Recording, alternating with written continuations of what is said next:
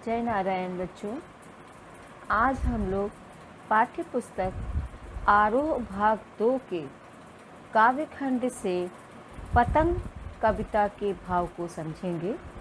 यह कविता आलोक धनवा जी के द्वारा रचित दुनिया रोज बनती है व्यंग्य संग्रह से ली गई है। आलोक धनवा 7वें-8वें दशक के बहुचर्चित कवि हैं। इनका जन्म सन 1948 में बिहार के मुंगेर जिले में हुआ था। इनकी साहित्य सेवा के कारण इन्हें राहुल सम्मान भी मिला।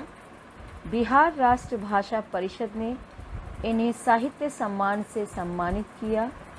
इन्हें बनारसी प्रसाद भोजपुरी सम्मान व पहल सम्मान से भी नवाजा गया था। यदि इनकी काव्यगत विशेषताओं की बात की जाए तो इनके काव्य में भारतीय संस्कृति का चित्रण है। ये बाल मनोविज्ञान को अच्छी तरह समझते हैं। पतंग कविता बाल सुलभ इच्छाओं व उमंगों का सुंदर चित्रण है। यदि भाषा शैली की बात की जाए तो कवि ने शुद्ध साहित्यिक खड़ी बोली का प्रयोग किया है। ये बिंबों का सुंदर प्रयोग करते हैं। इनकी भाषा सहज व सरल है। इन्होंने अलंकारों का सुंदर व कुशलता से प्रयोग किया है। बाल क्रियाकलापों एवं प्रकृति में आए परिवर्तन को अभिव्यक्त करने के लिए इन्होंने सुंदर बिंबों का प्रयोग किया है। पतंग बच्चों की उमंगों का रंग बिरंगा सपना है, जिसके जरिए वे आसमान की ऊंचाइयों को छूना चाहते हैं तथा उसके पार जाना चाहते हैं। यह कविता बच्चों को एक ऐसी दुनिया में ले जाती है जहाँ शरद ऋतु का चमकीला इशारा है, जहाँ तितलियों की रंगीन दुनिया है, दिशाओं में मृदंग बजते हैं, जहाँ छतों के खतरनाक कोने से गिरने का भय है तो दूसरी ओर भय पर विजय पाते बच्चे हैं, जो गिर गिर कर संभलते हैं तथा पृथ्वी का हर कोना खुद ब खुद उनके पास आ जाता है। वे हर बार नई नई पतंगों को सबसे ऊंचा उड़ाने का हौसला लिए अंधेरे के बाद उजाले की प्रतीक्षा करते रहते हैं।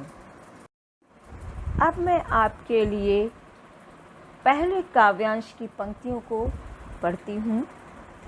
सबसे तेज बौछारें गईं भादों गया, सवेरा हुआ खरगोश की आँखों जैसा लाल सवेरा।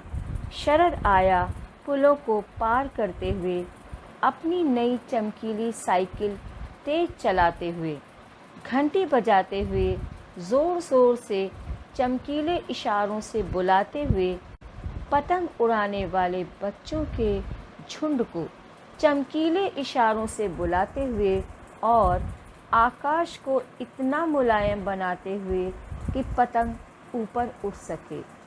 दुनिया की सबसे हल्की और रंगीन चीज़ उड़ सके, दुनिया का सबसे पतला कागज़ उड़ सके, बांस की सबसे पतली कमानी उड़ सके, कि शुरू हो सके सीटियों, किलकारियों और तितलियों की इतनी नाजुक दुनिया।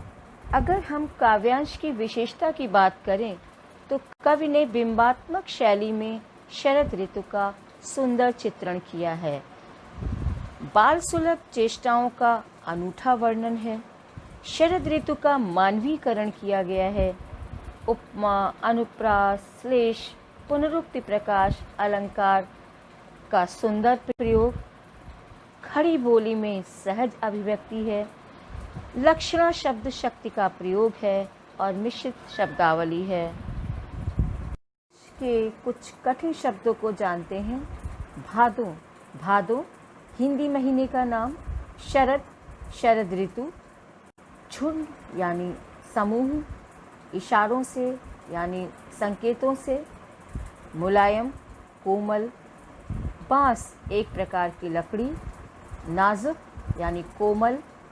किलकारी यानी खुशी में चिल्लाना। सबसे तेज बौछारें गई भादो गया। कवि कहता है कि बरसात के मौसम में जो तेज बौछारें पड़ती थीं वे अब समाप्त हो चुकी हैं। तेज बौछारों और भादो माह की विदाई के साथ साथ शरद ऋतु का आगमन हो चुका है, यानी शरद ऋतु आ चुकी है। अब शरद का प्रकाश फैल चुका है। इस समय सवेरे उगने वाले सूरज में खरगोश की आंखों जैसी लालिमा है।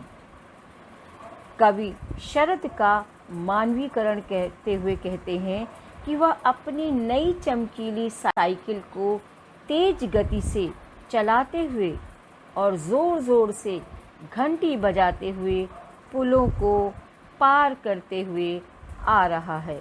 मानवीकरण, जैसा कि हम आपको बता भी चुके हैं कि जब किसी भी चीज को मनुष्य रूप में ही मान लेना, यहाँ शरद ऋतु का मानवीकरण हुआ है।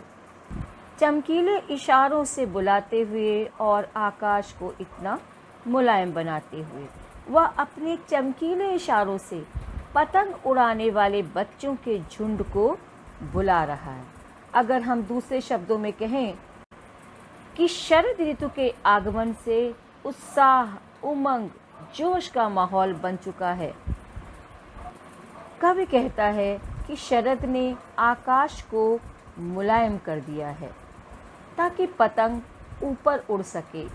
वह ऐसा माहौल बनाता है कि दुनिया की सबसे हल्की और रंगीन चीज़ उड़ सके, यानी बच्चे दुनिया के सबसे पतले कागज़ व बांस की सबसे पतली कमानी से बनी पतंग उड़ा सके। इन पतंगों को उड़ता हुआ देखकर बच्चे सीटियाँ, किलकारियाँ मारने लगते हैं।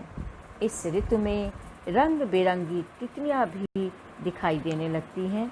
बच्चे भी तितलियों की भांति कोमल व नाजुक होते हैं।